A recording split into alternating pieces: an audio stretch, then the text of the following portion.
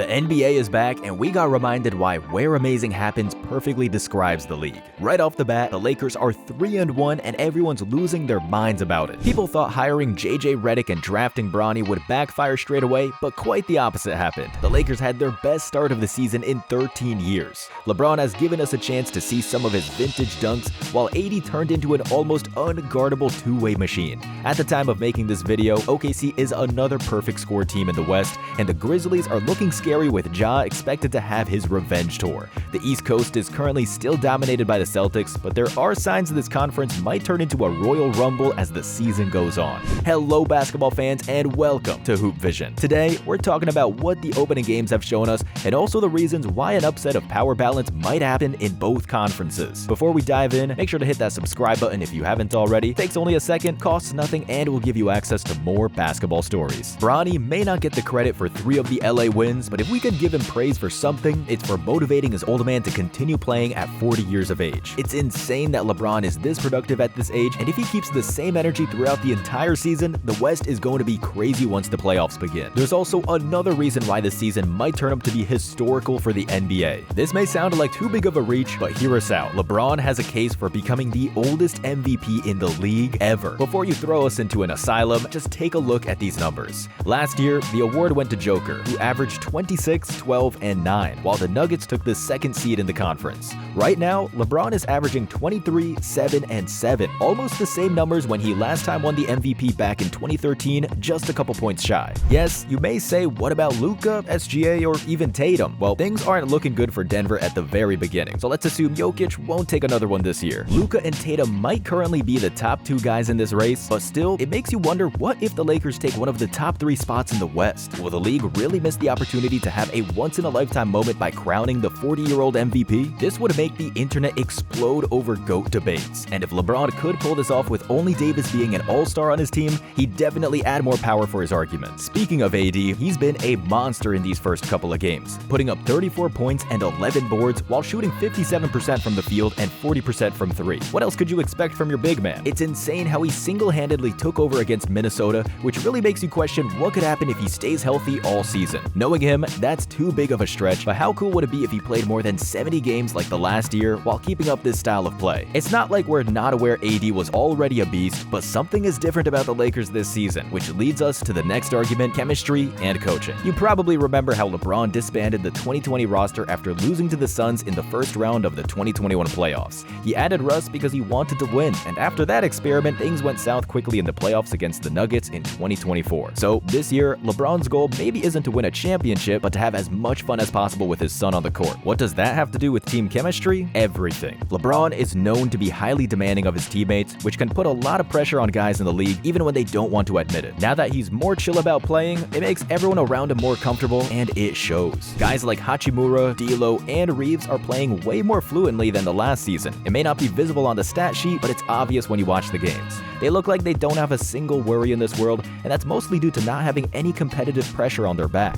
Having JJ Redick as a coach probably helps as well, as he's aware of how the game looks like from players' perspective, and as much as he's been criticized as too young for the job, he was able to make some amazing adjustments in-game that led to shifting momentum in their favor. Just for example, anytime Rudy Gobert would get subbed out, the Lakers would attack the paint like crazy. Rudy would come back in, but then they'd run plays for connect and shoot way more threes. It may sound simple, but it worked. JJ definitely showed he belongs up there, although there are a lot more challenges waiting. Now that we've mentioned challenges, it's time to shift away from the Lakers and take a look at the franchise on the opposite side of success. In for Denver. Westbrook lines it up. Some things happen. Westbrook will try a 3. Hurry. Swing it. Open look. Westbrook. Last season, Denver's lack of success was attributed to the lack of depth. The bench was too short, and everyone knew it. You can't win the NBA title having just good starters. So the Nuggets front office went to Joker and asked him, "Who do you want?" And Nikola picked none other than Russ. Now, just hear these stats: 4 points, 3 rebounds, and 3.5 assists on 11% from the field and 11% from beyond the arc. These aren't Bronny's numbers, but Westbrook's. He was supposed to be the bench facilitator and the guy who brings in the additional energy. But so far, the only thing he's succeeded competing at is scaring Denver's fans. To be fair, it's still early and it's been only 2 games, but this is horrible. Even for him, nobody would mind if he missed open shots as the ball just won't go in sometimes, but it's his shot selection that's the problem. Russ is yet to prove that his addition was an actual improvement for the Nuggets, but due to how their season started, they have a lot of thinking to do going forward. Speaking of improvements, another player that has us thinking is Jason Tatum. What in the world is that guy doing? Tatum is averaging 33 points, 6 boards, and 6 assists on, watch this, 48% from downtown. Everyone was buzzing about his shot form change during the offseason, and it seems to be paying off. The biggest mistake he made before was dipping the ball for too long and too far to the side. Now it looks like his shot is purer and without those unnecessary movements. So it's raining threes for Boston, at least when Tatum is launching them. What's also speculated to be his motivation was the treatment he received during the Olympics. Sure, it was KD, LeBron, and Curry show, and everyone was okay with that, but getting 0 minutes in certain games must have stung at least. Jaylen Brown Olympic snub was another jab at the young Boston championship core, so they'll be looking to show the world last season wasn't a one-hit wonder. Right now, they're without KP, but it didn't bother them getting the perfect 3-0 record.